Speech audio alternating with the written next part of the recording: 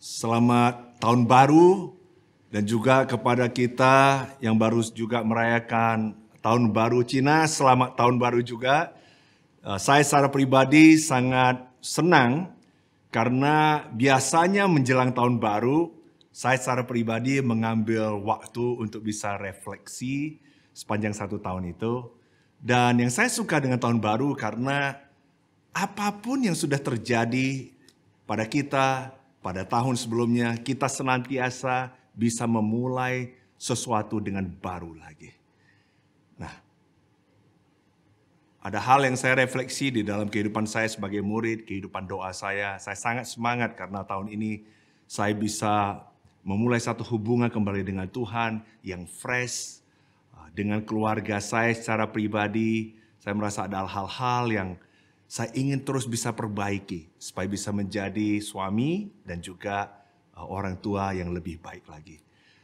Dan saya berharap tahun ini adalah tahun yang sungguh memberikan pengharapan kepada kita di tengah-tengah ketidakpastian. Kita tahu baru-baru ini Omikron semakin meningkat. Kita yang sudah mulai datang kembali ke Menara Kuningan untuk bisa beribadah secara offline, tiba-tiba minggu lalu harus dihentikan. Ada banyak ketidakpastian, bahkan kita tahu minggu ini banyak sekali mungkin anggota keluarga kita yang kena Omikron. Tapi saya mau kita tahu di tengah-tengah ketidakpastian itu, kita punya Tuhan yang pasti. Kita punya firman Tuhan dan janji Tuhan yang pasti, yang senantiasa akan berlaku sampai selama-lamanya. Karena itu saya mengajak kita semua di sini sebagai murid Tuhan, sebagai orang yang mengasihi Yesus, mari kita senantiasa penuh pengharapan kepada Yesus. Mari kita berdoa bersama-sama. Tuhan, terima kasih karena kami pada tahun ini bersama-sama sebagai jemaat mau fokus Tuhan untuk bisa melihat rancangan Engkau lebih luar biasa lagi. Kami tahu bahwa rancangan Engkau sangat berbeda dengan rancangan kami. Karena itu Tuhan, sepanjang tahun ini kami mau bisa melihat yang lebih tinggi, yang lebih baik. Melihat Engkau lebih jelas lagi. Melihat tujuan hidup kami lebih jelas lagi. Kami tahu bahwa kami di sini bukan hanya manusia yang ada hidup di bumi ini hanya untuk menjalankan kehidupan hari demi hari, melakukan pekerjaan kami, menghadapi tantangan kesulitan hari demi hari, hanya itu saja. Tapi Tuhan, kami tahu bahwa kami diciptakan dengan maksud yang jauh lebih tinggi, lebih luar biasa dari itu. Karena itu Tuhan, bantu kami untuk bisa mengarahkan pandangan kami kepada rancangan Engkau yang luar biasa. Bantu kami Tuhan untuk bisa menjadi orang Kristen yang bisa menjadi terang, yang bisa hidup di atas daripada tantangan-tantangan yang dihadapi dalam hidup kami sehari-hari. Bantu kami semua di sini supaya kami bisa memikirkan hal-hal yang di atas. Lebih daripada hal-hal keseharian yang kami hadapi hari demi hari.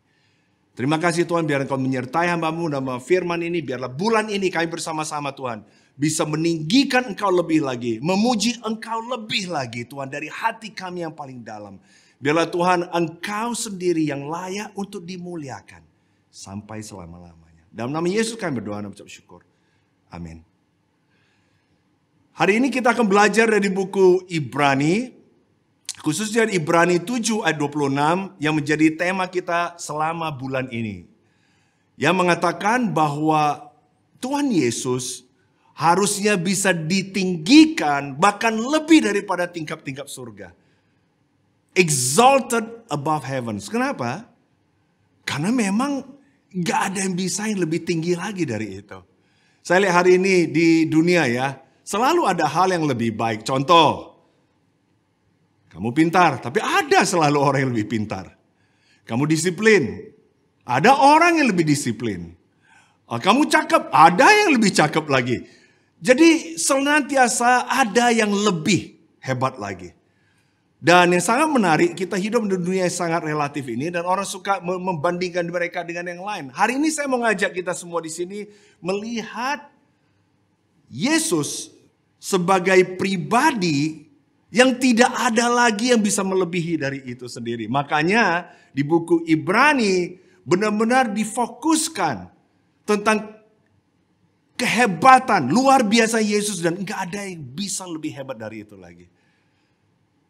Mengapa? Mengapa ini sangat penting sehingga penulis buku Ibrani menuliskan ini? Karena saat itu banyak sekali orang-orang percaya yang mengalami kesulitan dalam hidup mereka.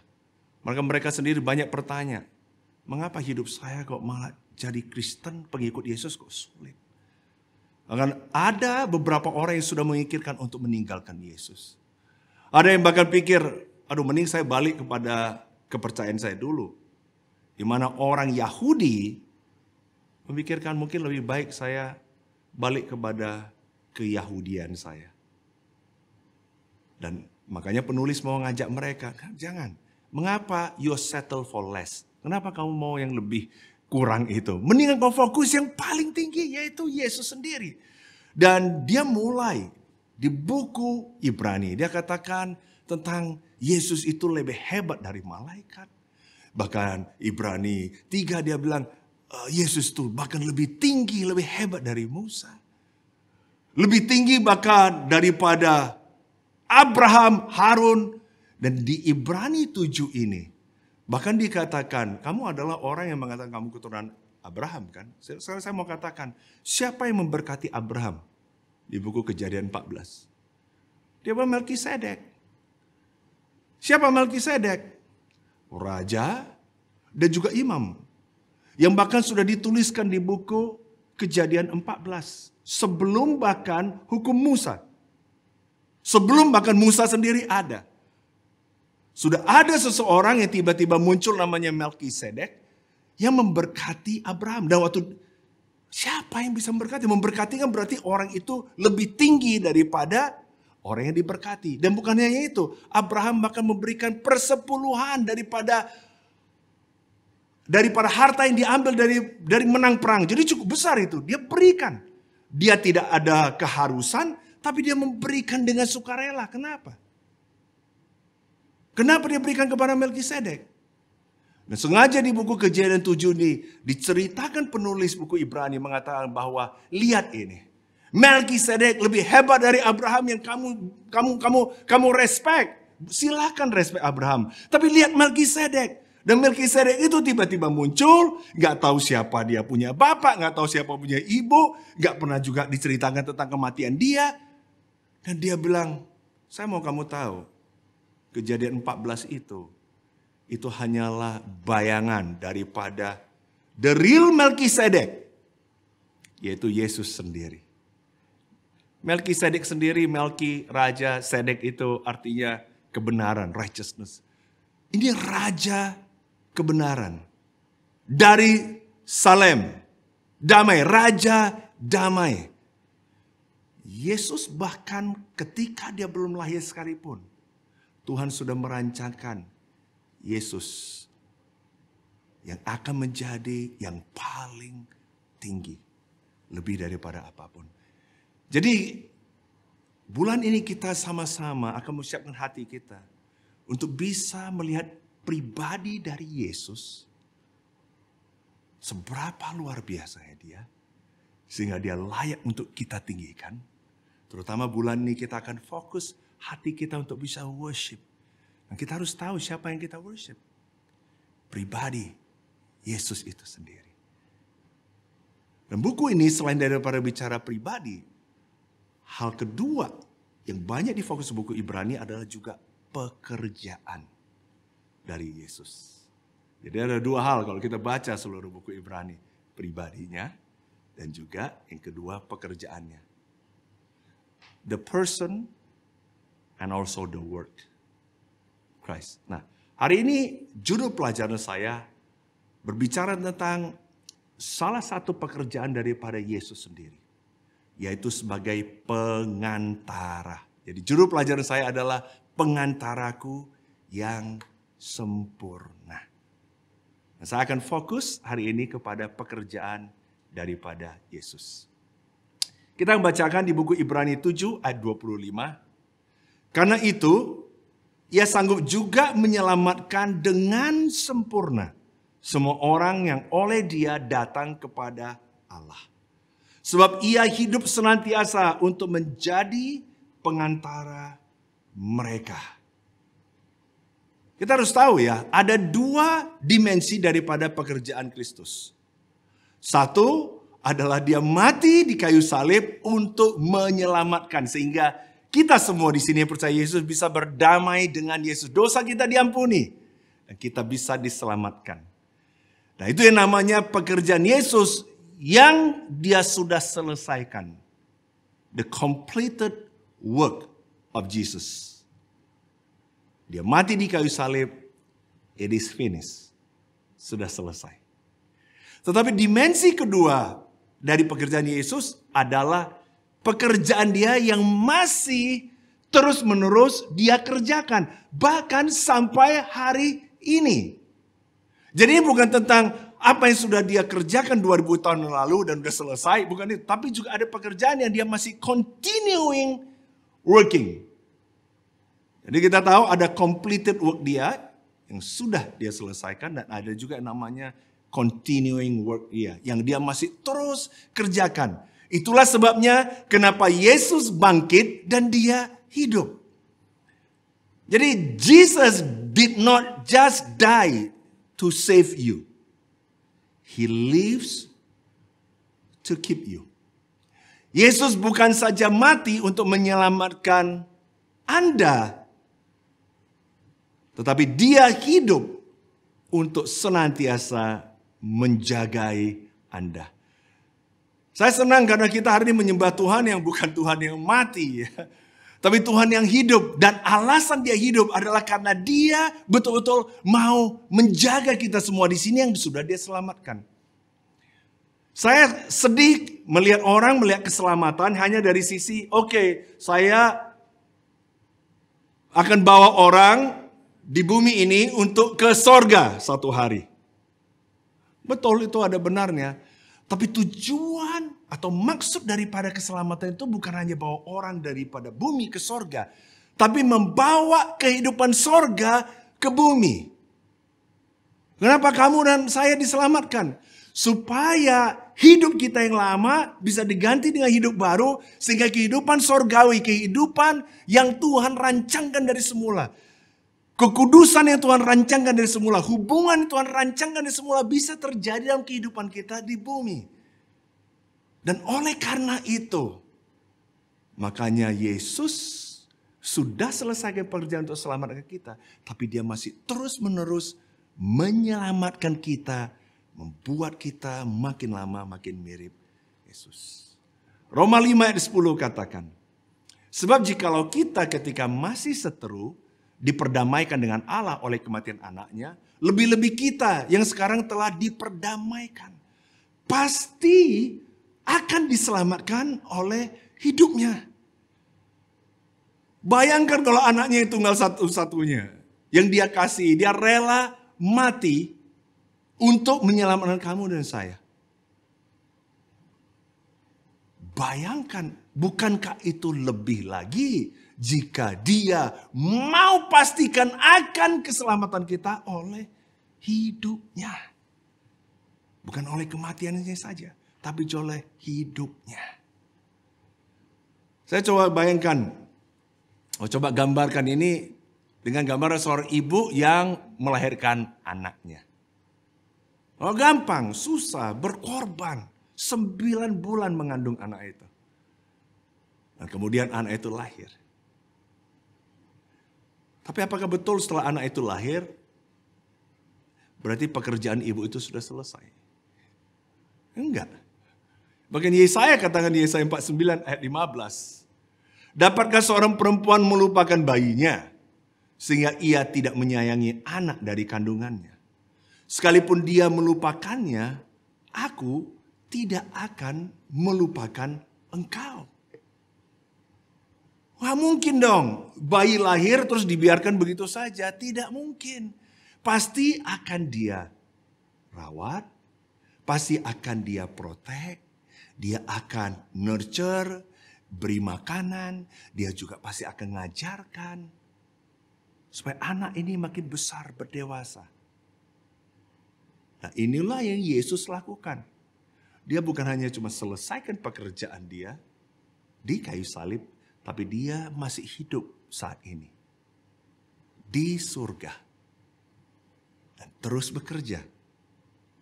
Untuk kita orang-orang yang percaya. Saya berharap ini memberikan Anda semangat di sini. Saya hanya membayangkan bahwa Yesus terus bekerja. Bayangkan luar biasa. Nah, mestinya kita semua di sini bisa lihat apapun yang kita hadapi.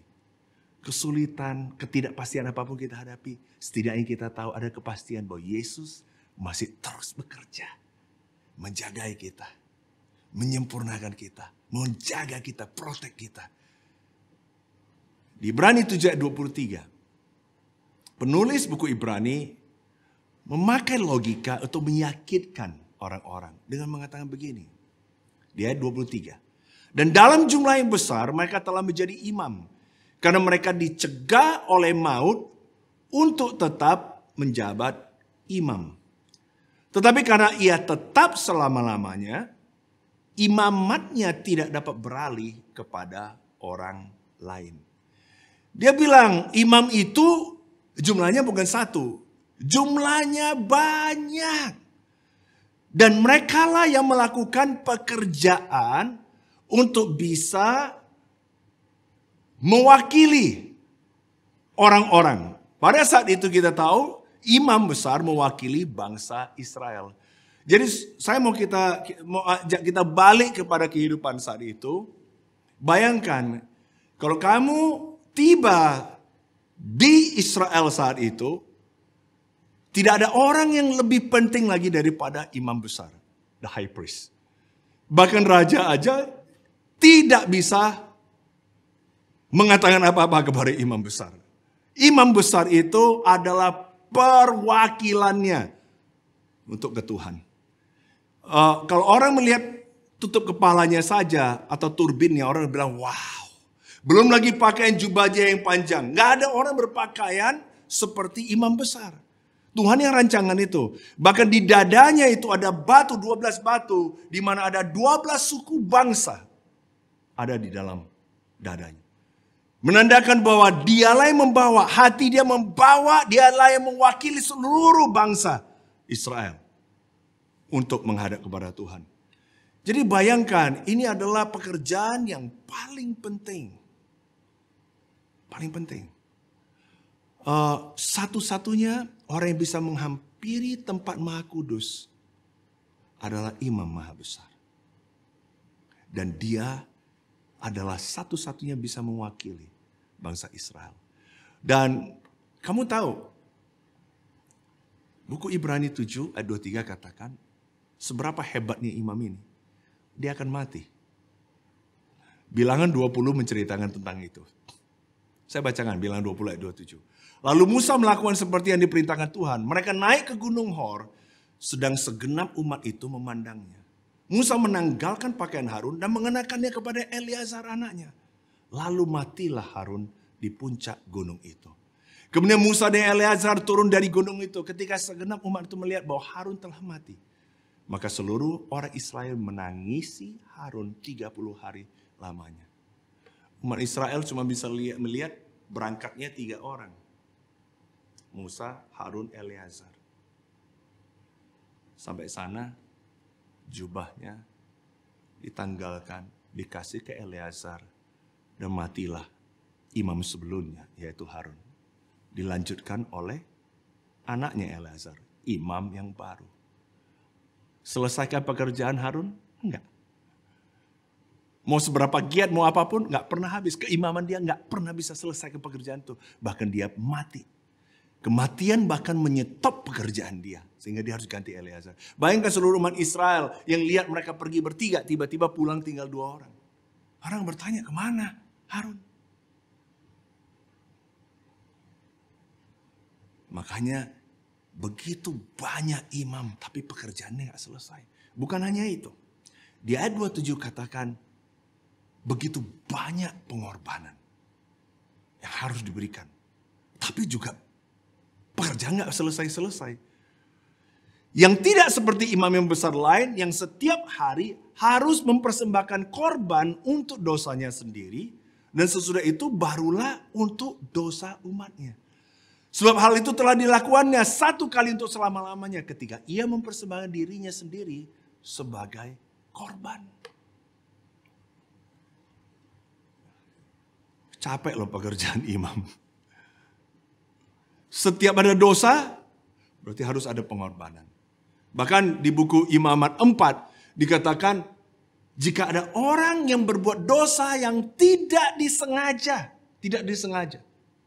Begitu orang itu sadar, dia harus membawa korban dan menaruh tangannya di atas kepala korban pengganti dia. Karena bukan dia yang harus mati, penggantinya itu. Dan itu betina, domba betina. Sesudah itu dia harus digorokkan lehernya, jadi mati, diambil darahnya. Kemudian harus datang ke imam, imam ambil darahnya. Kemudian harus mencipratkannya ke mezbah. Dan bukan hanya itu, seluruh darah kemudian harus dituangkan. Dan bukan hanya itu lagi, udah itu harus diambil lemaknya lagi untuk dibakar. Ini baru dosa satu orang. Kamu bisa bayangkan gak satu imamnya udah capek, tiba-tiba ini datang lagi. Ini orang yang sama 3 hari lalu. Muncul lagi karena dosa gak sengaja dia lakukan. Dibawa, dia udah capek, dia bilang ya udahlah, gue harus lakukan lagi. Setiap ada dosa, hal baru harus korbankan lagi. Bayangkan antriannya itu. Bayangkan kalau kamu adalah imamnya. Jangan-jangan kamu harus lakukan itu, kamu sendiri akhirnya jadi kesal. Apa sih ini orang? Kamu berdosa juga. Kamu pun harus persembahkan untuk diri kamu sendiri. Ini pekerjaan imam. Dan tidak pernah bisa habis-habisnya. Ini adalah satu-satunya orang, yaitu imam, yang bisa menghampiri Tuhan. Dan supaya dosa orang bisa kemudian ditutupi, pekerjaan yang paling penting, sangat penting, itu pun dia kerjakan gak pernah bisa habis-habisnya. Makanya dikatakan, cuma ada satu imam yang tidak pernah mati, yaitu Yesus. Dan juga dia cuma perlu sekali saja dikorbankan. Dan bukan darah orang lain loh, darah dia sendiri. Dan itu sempurna. Dan itu cuma perlu satu kali. Kadang-kadang kita kurang apresiasi itu karena kita gak mengerti. Kamu tahu sistem pengorbanan yang diciptakan Tuhan itu adalah mendadakan betapa sabarnya Tuhan. Di mana Tuhan bisa melimpahkan murkanya kepada manusia berdosa. Tapi dia ciptakan satu sistem pengorbanan. Supaya darah, karena upah dosa adalah maut. Supaya darah-darah itu bisa membuat dia menahan murka dia. Tapi pekerjaan itu hanya untuk menahan. Gak bisa tuntaskan dan selesaikan masalahnya. Makanya kita harus bisa melihat perjanjian lama. Bukan memandang rendah, justru menghargai itu. Karena Tuhan begitu bersabar menantikan sampai ada imam yang sempurna. Pengantara satu-satunya yang sempurna. Yaitu Yesus. Dan cuma ada imam dan raja dan nabi pada satu orang. Cuma satu-satunya yaitu Yesus. Gak ada lagi yang lain. Saya mau tanya kepada saudara-saudari semua. Apakah Anda menghargai Yesus? Apakah Anda bangga akan Yesus? Apakah Anda bersyukur? Bahwa hari ini Anda gak perlu harus datang setiap kali berdosa harus bawa lagi korban. Dan ini semua bisa terjadi karena Yesus. Kamu dan saya gak usah setiap kali berdosa. Ya tidak sengaja kamu harus bisa bawa korban lagi. Betapa mahalnya. Berulang-ulang. Dan pekerjaan itu sudah diselesaikan oleh Yesus.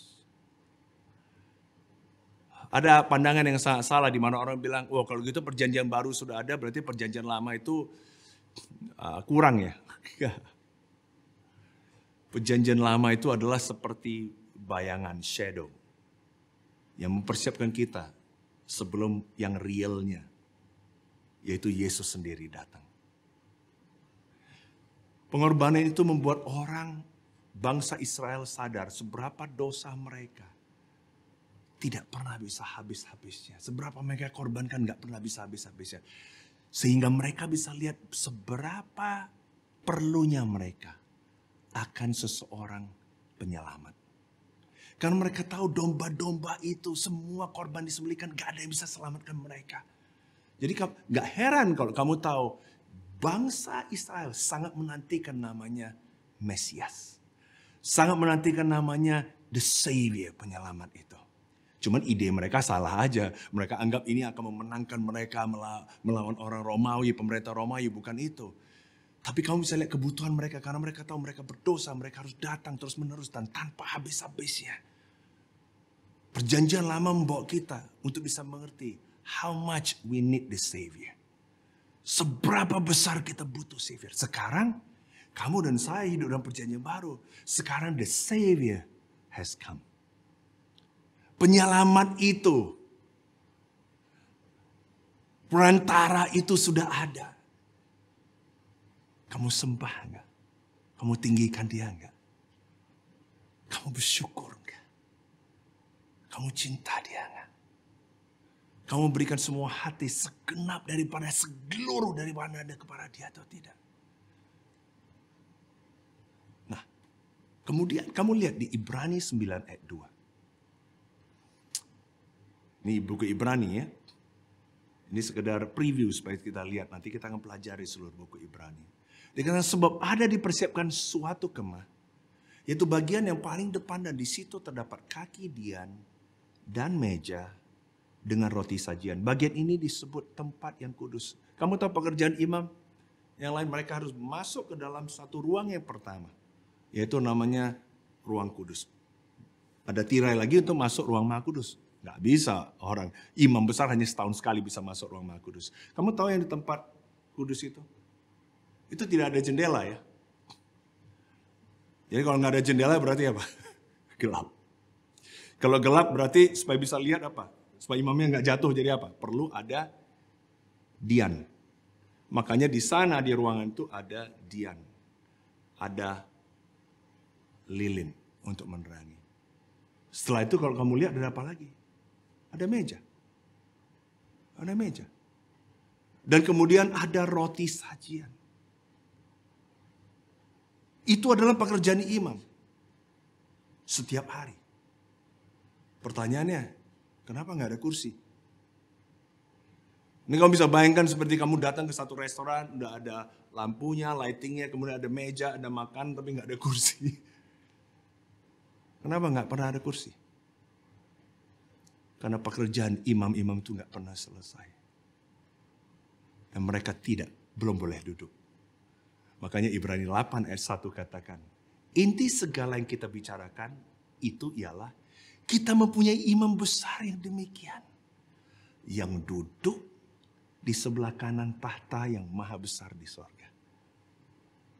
Kenapa pakai kata duduk? Karena Yesus sudah selesaikan pekerjaan itu. Dan dia duduk di tangan kanan Allah, Bapa di surga. Saya sangat bersyukur ya karena dengan ada Yesus dalam hidup saya merasa seperti ada satu beban besar yang seharusnya terjadi pada hidup saya sehari-hari tapi bisa diambil, diangkat. Saya mau kita coba bayangkan ya, kalau kamu lihat gambar ini seperti orang yang harus berjalan setiap hari dengan ranselnya, dan ranselnya itu kalau dia bersalah, setiap kali bersalah itu diisi satu batu besar. Sistem pengorbanan perjanjian lama, setiap kali mereka mengorbankan itu, batu besarnya diambil keluar dari ransel itu, jadi ringan lagi dia. Tapi saya mau ngajak kita semua di sini lihat, yang Yesus lakukan pada Anda dan saya adalah mengambil ransel itu. Sehingga kamu dan saya tidak perlu lagi mengambil ransel itu, dan setiap kali berdosa ada satu batu lagi dimasukkan ke sana, satu batu lagi dimasukkan, dan itu adalah pekerjaan iblis. Dia mau senantiasa condemn kita, membuat kita di sini, lu bersalah kan, lu lihat itu ada batu itu lagi. Tapi saya hari ini tahu bahwa ransel itu sudah diambil oleh Yesus. Kalau saya berdosa, seperti saya itu Yohanes katakan, saya perlu datang ke Yesus. Minta pengampunan dia. Bertobat, tapi saya tidak perlu hidup di dalam beban dan rasa bersalah senantiasa. Kemudian di Ibrani 7 ayat ke-25. Kita akan masuk hal praktikalnya. Jadi pengantara yang sempurna itu, apa sih yang dia lakukan bagi kamu dan saya? Ibrani 7 ayat 25 katakan, karena itu ia sanggup juga menyelamatkan dengan sempurna semua orang yang oleh dia datang kepada Allah. Sebab ia hidup senantiasa untuk menjadi pengantara mereka. Ada dua hal praktis. Dan saya mau kamu ingat ini. Karena ini sangat membantu saya pribadi. Yang pertama adalah Yesus berdoa untukmu senantiasa. Yesus di surga, dia duduk. Pekerjaannya sudah selesai untuk selamatkan kamu dan saya. Tapi dia masih terus melakukan pekerjaan. Pekerjaan dia lakukan adalah intercede for you. Menjadi pengantara yang sempurna bagi kamu. Kita bisa lihat di Lukas 22 ayat 31. Ini waktu Yesus dengan Simon. Dia bilang, Simon, lihat. Iblis telah menuntut untuk menampi kamu seperti gandum. Tapi aku telah berdoa untuk engkau supaya imanmu jangan gugur. Lihat Simon Petrus. Dia menyangkal Yesus 3 kali. Tapi 3 hari berikut. Dia adalah salah satu dari orang pertama yang datang ke kubur Yesus. Dan kita tahu tidak lama sesudah itu, Yohanes 21. Yesus tanya kepada dia, Simon, apakah engkau mengasihi aku? Simon jawab 3 kali dia mengasihi Yesus. Dan Yesus bilang, gembalakanlah domba. Seseorang yang sudah dianggap boleh gagal. Tapi Yesus bilang, aku berdoa untuk kamu supaya imanmu jangan gagal. Saudara-saudari, saya mau kita tahu di sini ketika Anda dan saya sedang bergumul dengan iman kita. Ingat, Yesus senantiasa berdoa dari surga bagi Anda. Jangan khawatir. Jangan khawatir. Jadi apa yang dilakukan oleh Yesus sebagai pengantara yang sempurna itu? Dia itu sangat mengasihi kita. Bayangkan dia mati bagi kamu dan saya. Dan sekarang dia hidup untuk kamu dan saya. Jadi kalau dia tahu persis apa yang sedang Anda alami. Waktu Anda sedang mengalami sesuatu. Dia akan berbicara menjadi pengantara bagi Anda. Dia akan panggil semua sumber yang ada di surga. Semua berkat rohani yang ada untuk bisa menyertai dan membantu Anda. Itu adalah keinginan dia. Bahkan buku Lukas 12, dia katakan, engkau jangan khawatir. Bahkan ketika engkau sedang dihadapkan ke dalam pengadilan, penguasa-penguasa pemerintah, engkau mungkin gak tahu mau bicara seperti apa. Dia bilang, gak usah takut. Karena aku akan kirim Roh Kudus untuk membantu kamu untuk bisa berbicara. Itu adalah pengantara yang dilakukan oleh Yesus. Jadi saya mau kita semua di sini excited. Jangan kita di sini memulai tahun ini dengan kita doa secara biasa-biasa.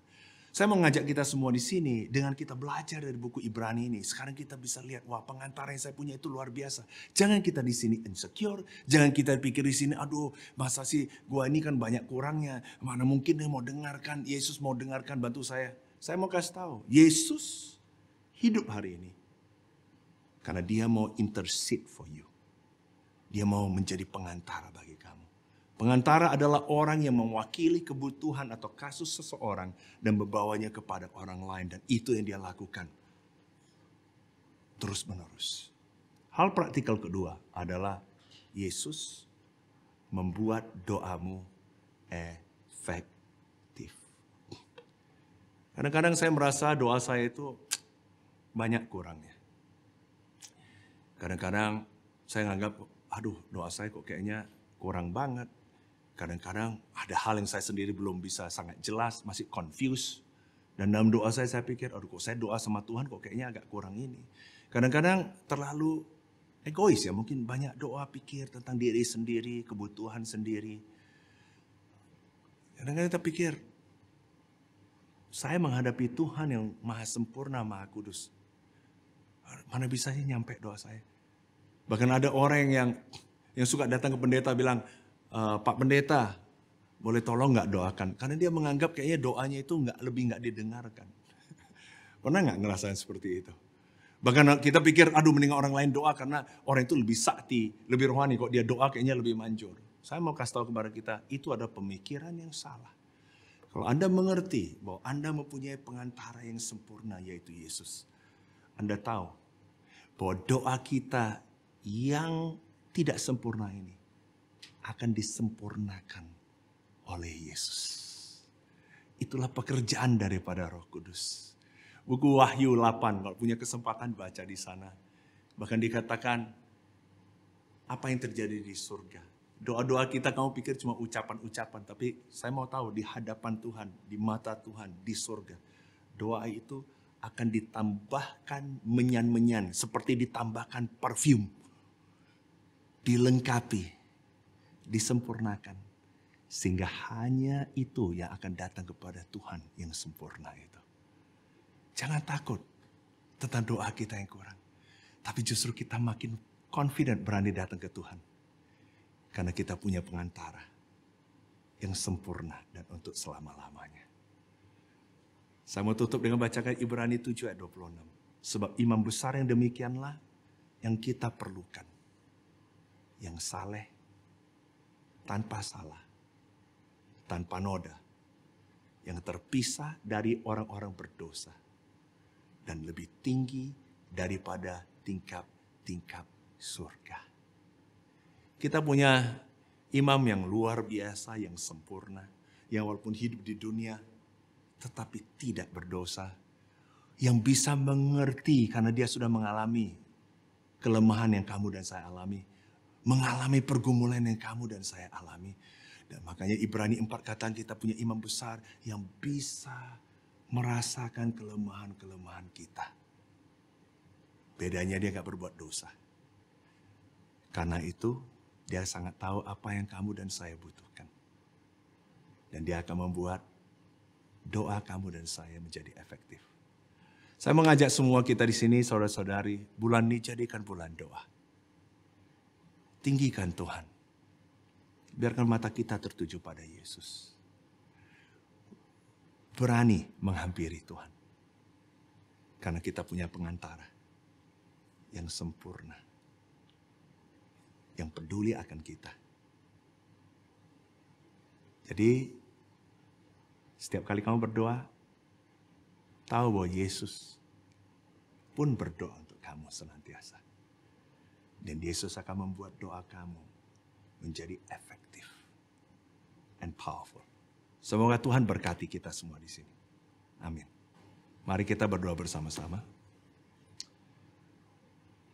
Tuhan, kami bersyukur untuk Yesus yang ditinggikan melebihi daripada tingkap-tingkap surga. Karena hanya dialah yang layak dipuji. Tuhan, kami bersyukur karena kami bisa merasakan kasih daripada Engkau untuk setiap kami di sini. Tuhan, bantu kami semua di sini bersama-sama sebagai jemaat. Di mana pada bulan April nanti kami semua, setiap anggota dari jemaat akan melakukan pembaharuan komitmen kami sebagai murid.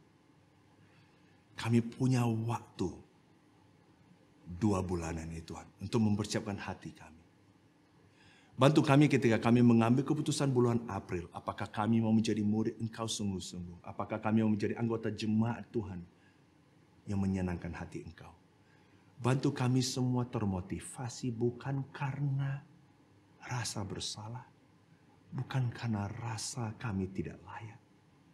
Tapi justru karena kami bisa melihat kasih Engkau. Penyertaan Engkau yang begitu luar biasa. Yang membuat kami berani untuk hidup sebagaimana kehidupan surga yang Engkau mau kami hidupi di dunia ini. Tolong sertai kami semua di sini. Terima kasih karena Engkau adalah gembala dari domba-domba Engkau yang sempurna, seperti dikatakan buku Ibrani 13. Terima kasih untuk semuanya. Dalam Yesus kami berdoa dan mengucap syukur. Amin.